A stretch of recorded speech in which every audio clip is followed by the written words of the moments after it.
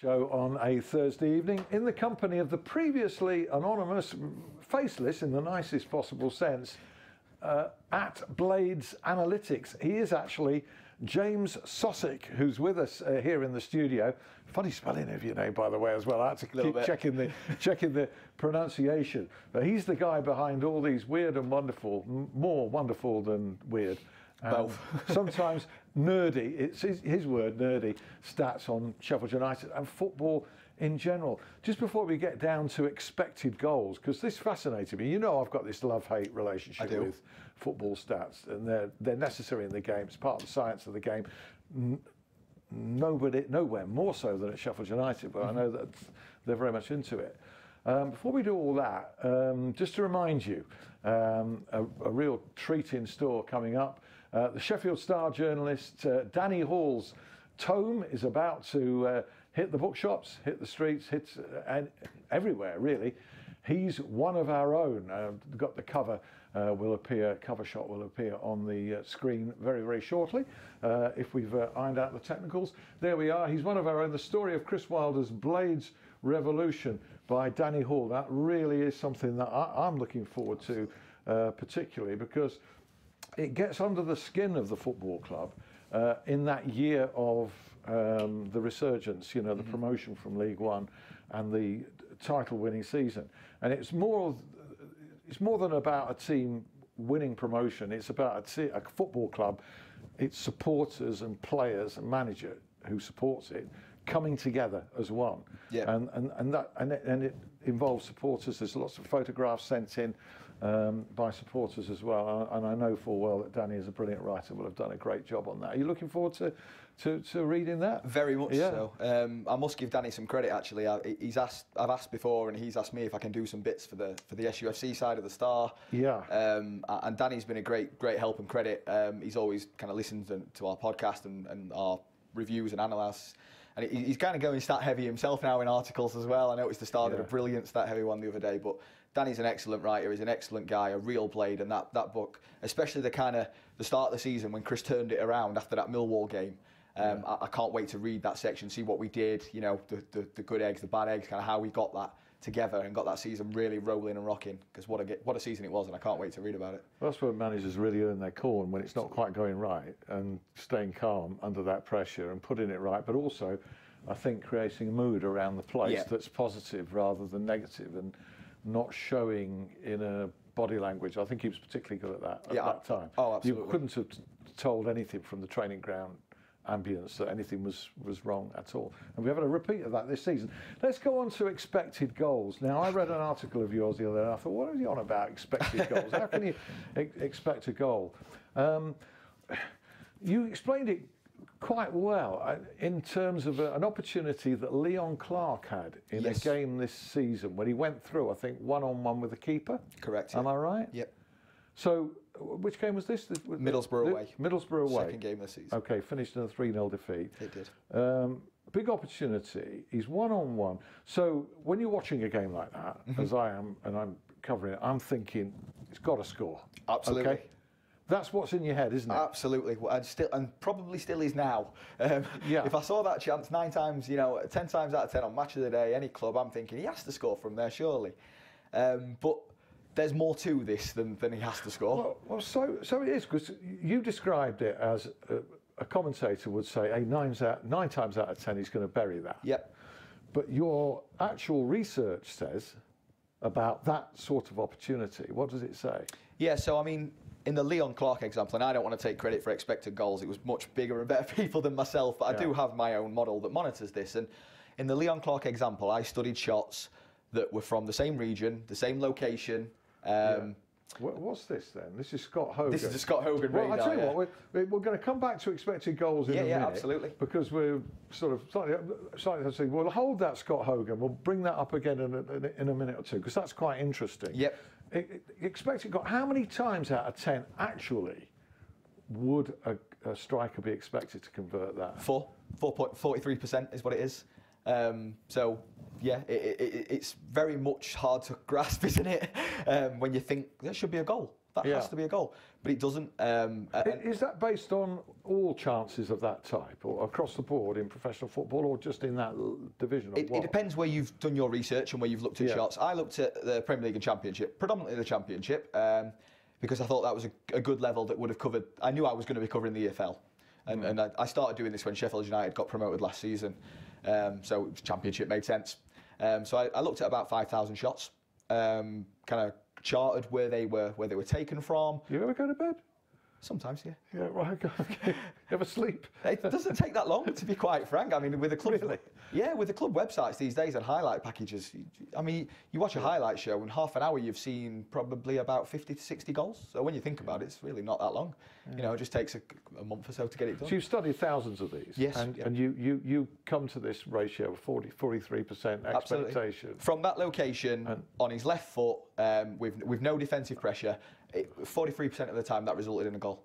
So the value that gets is 0.3, 0.43, and this is where people may shout at me and say that's just a number, it doesn't mean anything, but it is a percentage, and it may not sound high. In expected goals, 43% is still high, because you hardly ever see one, as in it has to be a goal. The ball would have to be on the line, not moving, no one around, for it to be a guaranteed goal. But when you think of a game, so Sheffield United at the weekend, you think of, we had what, 12 to 14 shots, and we scored 2 goals. So when you think of how many shots the goals actually happen, of course not all of them should go in. You know, and it's a way of quantifying the quality of a chance. That's all expected goals is, when you take away all the math behind it. And it's a way that we can not defend players, but it's a way that we can then say, well, who's performing to expect it, who's finishing well, who's performing to how they should be, who's not, and who's overperforming. Now, last season, Leon Clark overperformed his expected goals by around about 3 or 4. So his finishing was 3 or 4 better than it should have been. That'll surprise some fans, I know, because he missed some sitters. He hit 1 or 2 straight-through goalkeepers, I remember that. Exactly that, Alan. In the fierce shots were going almost straight under or through goalkeepers. I mean, I can remember the whole game. Angles. Yeah, the whole game, for example, we won 4-1. Leon got the hat-trick. 2 or 3 of those goals had about a 15 to 12% chance of going in, because of where he was, the angle and the distance to goal, the goalkeeper set, the defenders in place. So actually, he's outperformed by scoring there. So then when he does miss some later on, it does catch up. And I did once do a breakdown of each half of the season, and Leon had slightly regressed in the second half. He'd started to perform a little bit worse, but still good. And it's just a way of quantifying the quality of a chance. And when you actually do that and add all the chances in a game, what you get is the expected goals of what a team should score. Okay, a bit later in the show, we're going to show a recently compiled expected goals table for the Championship. We'll come on to that later.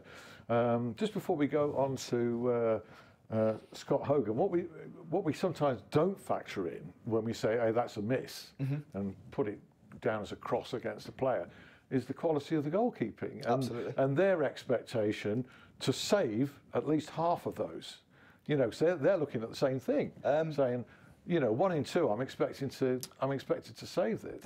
That's a very good point. I actually do track goalkeeper expected saves as well. So I haven't charted this data, but there is data out there, and people very clever and with a lot of time who professionally do this. They've actually charted where goalkeepers should make saves in terms of location of what it comes at them from where the shot was. So we actually know expected saves. And interestingly, on that, Dean Henderson was one of the best goalkeepers in the EFL for saving more than he should have last year at Shrewsbury. Now, I'm sure that Sheffield United are aware of that.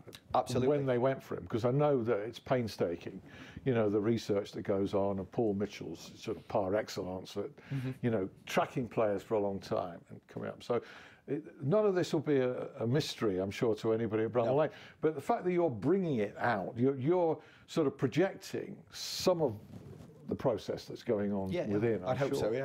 You know, you are. Okay, well, let's have a look at Scott Hogan. Now, speculation persisted for a long, long time. Chris Wilder, who was on this show a few weeks ago, sort of didn't overly entertain it and on this one, but didn't deny it either. So, you know, you can draw your own conclusions. I'm sure that there is an interest in this player who's currently at Aston Villa, formerly prolific at Brentford. The prohibitive nature of it has been the wages. You know, I mean, people saying that Sheffield United are going to be prepared to pay $35,000 a week for him. I can't believe that. Highly doubt. Highly doubtful. So I think we're looking at an Aston Villa wage subsidy situation for that deal to happen, possibly. But you can see the attraction. Absolutely. So, okay, so this is what you prepare. This is Hogan's season 2016-17 for Brentford, when he scored 14 goals in 25 games. Yep.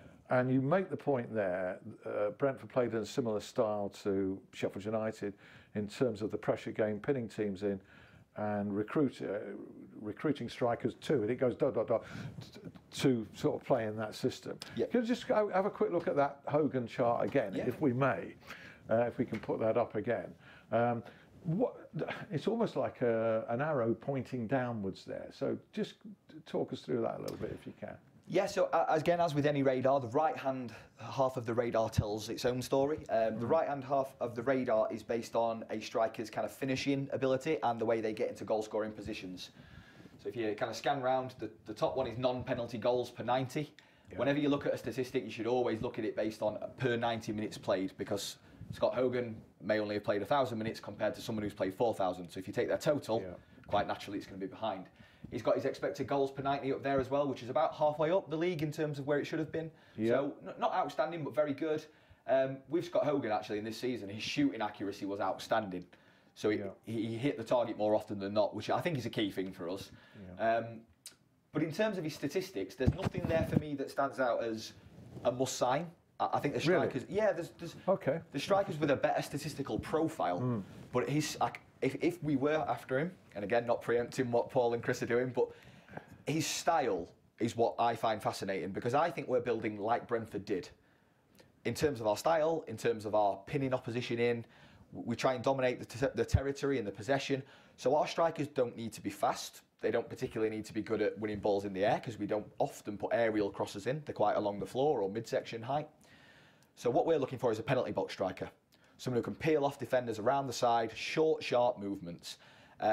Billy and Leon can. Exactly, yeah. Billy can do that, and Leon can as well. But maybe not as dynamic as they once were. And perhaps that's where we are missing something slightly in the dynamic side of it. Hogan has a lot of pace and power. The injuries may have hampered that, we don't know. But he does have a lot of pace and power, and he was a penalty box striker at Brentford. They created a lot of chances, and in that season, Scott Hogan took a lot of chances. So kind of linking those kind of eye tests and the stats together, then you're building a profile of a player that might interest you. Okay. Have you got anybody else on your list for that position then? Potentially a couple. Go on then. Throw them in. There's a couple of names I think that everyone talks about. Nahki Wells. I don't know about Nahki Wells. He's certainly quick. I'm not sure about... So his numbers when he was at Huddersfield were very good. I wasn't tracking expected goals back then. But we're able to dive back on some kind of websites and look at his numbers. He lost the ball a lot. He was dispossessed a lot. And he's kind of build-up play, his passing, his assisting, didn't mount to much either. Now, you might argue that's not needed. Billy Sharp doesn't. But Nahki Wells hasn't played much football in the last year or two. And he will be on big wages because of a move to Burnley. It'll not be on massive, but I'm sure it'll be bigger. I've seen the rumour he's off to QPR. I don't know. I'd be 50-50 on Nahki Wells. I think it'd be a good sign. A lot of fans would like it, but I could see why we wouldn't go for him as well. Funnily enough, the man who was on my number one list was actually Tom Bradshaw. And he's gone today to Millwall. He has, yeah. Right. Now, just very briefly, the reason why I really like Tom Bradshaw is he was in the top 10 for expected goals per 90 last season in the whole league. He underperformed. He didn't score as many as he should have done. There's various reasons why that can be. Normally, what you want to do is find someone who has underperformed but who has potential to overperform. I think Tom Bradshaw in our system scores a lot of goals. He is a penalty box striker. However, because of his underperformance, I could see why clubs will stay away as well. Right, that's very interesting. Marvin Johnson's the other name that's been linked, and there's been a bit of a hold-up in that, I think, because Middlesbrough couldn't get Balassi. Yannick Balassi. And, so until they get a player in that position, wide position, presumably they're not going to let him out. What does your eyes and also your stats tell you about Marvin Johnson? I have a friend who's an Oxford fan, so I have a little bit of help on this. Johnson's quick, powerful and quick, very direct. I think in terms of service, a lot of fans already look at Enda Stevens' service and like to debate whether it's good or bad. My friend at Oxford tells me Johnson's service wasn't the greatest. However, he would beat his man often. If we're bringing him in as competition for Stevens to maybe push Stevens' level on and maybe even a rest. I mean, Stevens played 41 games in a position where he's expected to run more than most. So I can understand the need to bring in a better replacement. I thought he responded in both the Hull game and the Norwich game totally to the expected competition. I saw greater delivery from him in those two games. I thought. No, that's only with my eyes. The statistics back you up. Do they? Yeah, they do. As well as expected goals, we actually look at expected assists as well. So sometimes when a winger or a left back puts the ball in the box, if the striker fluffs his lines and doesn't score, the winger doesn't get the assist. No. That's not fair in the stats world. It isn't fair. So we look at expected assists. So what was the value of the chance that was created? Enda Stevens last year was actually our second highest person in terms of this. Behind Mark Duffy, kind of joint around the John Fleck area, which is really good for a left wing back. And on Saturday, again, his numbers were risen. So I agree. I think Stevens' level has gone on. Any other stats on Sheffield United players we know that you can mention here? Billy Sharp, obviously off to a great start this season with 3 goals. Never write him off, never write him off. I mean, outstanding. We do a Blades fan podcast, me and a guy called Ben Meakin, and we've discussed on this podcast with Billy Sharp. So he's had really 2 or 3 chances in these 2 league games. And his expected goals rating, the quality of those chances have been the highest it can be in my model, 0.83. So 83% chance of scoring. Right. So he's actually in the top 5 already for the Championship for expected goals, having played less minutes, less games, and had less chances. Why? Because he's always in the penalty area. Yeah. He's in the right. He's Johnny on the spot, isn't he? Yeah. He's in the right area at the right time. That was a wonderful striker's goal that he got at the end of the Norwich game. I'm sure that would have delighted him far more than a spectacular volley that he scored against Hull. Yeah. For satisfaction in a goal, that kind of goal. It delighted me. Yeah, well, I know. It's a last-minute winner. And I like both Sheffield teams to do well, and it delighted me too as a great moment of drama, and it was good to see. Let's have a look then at this expected goals table, if we can bring that on the screen. And here we are. So this was compiled very recently, about a week ago? Yeah, so this was kind of 3 games worth of data. So Sheffield United had played 3 games, but most of the league had played 2. Yeah. It's too early to be doing this, to be honest, but it's interesting to look at. But they're third on that. Yes. So what this does is just a quick explanation of this. This looks at a team's expected goals in terms of their value of each total in a game. And it also looks at the goals they should have conceded from expected goals as well. Okay. And then you get, just like you have goals scored, goals conceded, you actually get an expected goals difference. So that table is in rank of expected goals difference. Yeah, you've got Sheffield Wednesday third bottom. You're really endearing yourself to Al's fans tonight, aren't you? I know you said some kind things about It's what the data says, not me, Alan. At the time it did. That will have increased somewhat from the Millwall game, but also that didn't include at the time the Brentford game either, where they were quite poor. There we are, the bottom places. There's Swansea in there as well. They had a great 2-2 draw with Leeds the other night, so it was a terrific game. Derby yet to really figure. West Brom and Stoke. Wow, yeah. Now then, that is a shock to everybody, and probably the manager there too. I would imagine so. And they look shell shocked as well, don't they? Yeah, they do. One of the things you do for me is you sort of get a cold figure, and it's the way you interpret it. Mm-hmm. You know, a figure can be as dull as anything, but given a bit of polish, and it suddenly becomes relevant, doesn't it? Really? Absolutely, yeah. I mean, that's what you do. Do you ever come across statistics that surprise you, contradict what you've seen? Yeah, totally. Yeah, 100%. It's probably one of the most reasons why I started doing what I do now on Twitter, because I like to see a game. I'm a fan, so I want to watch the game, and I have my opinions. If I'm having a beer with the guys after a game, we all want to talk about football. And I just thought, well, am I seeing the right game? You know, I like to think I know football, so am I seeing the right game? And quite often you look and you think, I didn't think that was the case, you know, and that's just basic stats when you actually dive into things. So one thing I didn't realise this season was how fiercely aggressive we have been at getting the ball back from the opposition. So we were known, I think, at the start of last year for a high-pressing, high-attacking game. You wrote about it, and I know a lot of kind of journalists spoke about that. I think that did go away in the second half of the season. Whether that was tiredness or tactical, I'm not sure. I know people had thoughts after the Fulham game that we kind of went a little more defensive because we can't have 5-4 every week, but it was good. This season... I thought the performance level pretty well maintained itself to the end. I really honestly did, because these late goals kind of distorted things, and I'm Absolutely. not sort of bending over backwards to be kind here. I mean, the goals scored by Cardiff and Aston Villa distorted what you'd actually seen. Yeah, I mean, this is the big thing about last season. So, again, and I don't want to keep going back to expected goals, but on an expected leagues table, Sheffield United should have finished 4th in the league. And the reason is, our expected goals against, so the goals we conceded should have been the best in the league. It was the lowest in the league. So you look at that period where those long-range shots were flying in left, right and centre, and actually they shouldn't have gone in. You're talking 8-10% chances there. That could be one of the reasons, not financially, I don't know about the financial, that could be one of the reasons why we didn't go back for Jamal Blackman, who I thought was good. Yeah. But when I see Dean Henderson now, I'm seeing a goalkeeper who's saving goals, not just shots he should save. I don't know if that makes sense. But yeah, our performance level did contain through the season. Against Cardiff, we should have scored 2 and they should have scored none. Against Aston Villa, we should have scored 3, they should have scored 1. You know, so it really was like that. And games just got taken away from us at the edge, didn't they? But in terms of the ball intensity this season, we're one of the best teams in the league at getting the ball back. So there's a metric called passes per defensive action. And this is basically how many passes in between a tackle or an interception or a challenge. We're actually 5th in the league.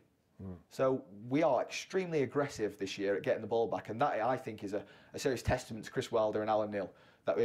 That's something they have brought to this club. I didn't see it for a few years before it. I certainly didn't.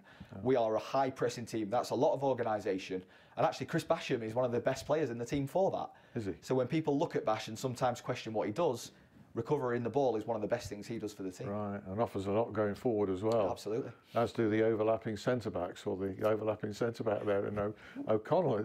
Yeah, which is good, because on Saturday I actually thought we didn't do that much, to be honest. No. And we still had a good performance level, so it'd be interesting to see if we're developing a new way of playing. But Egan was taking it out on occasions, which would, he's there to do. He is. And can do it. And in fact, you've got 3 good footballers at centre-back. Yeah, and Steeman can play as well team, when he comes in. But it's one of the things I highlighted about Egan in a column I did for the Star when we signed him. His long passing rating was actually one of the best in the league last season. So for Brentford, he'd often get the ball on the angle and start playing out to the wing-backs. Again, that Norwood type of pass. So I think we see a theme here in what Chris is trying to do. We're trying to get the ball out wide quicker. Less passes to get the ball out wide, ball in the box quicker. Top 6 this season? What do you think? Yes, potentially. I'm not saying it's dependent upon a striker coming in, but I think we need one. We're low on numbers. It's just being able to rotate from 4, rather than 3, isn't it? Really, and it's variety as well. 5, I think it's variety as well. We have different options at the minute, and we could be doing with one more. And again, if we do get Marvin Johnson or a competition for left wing back, hopefully that does raise Enda Stevens' performance and also give enough for option.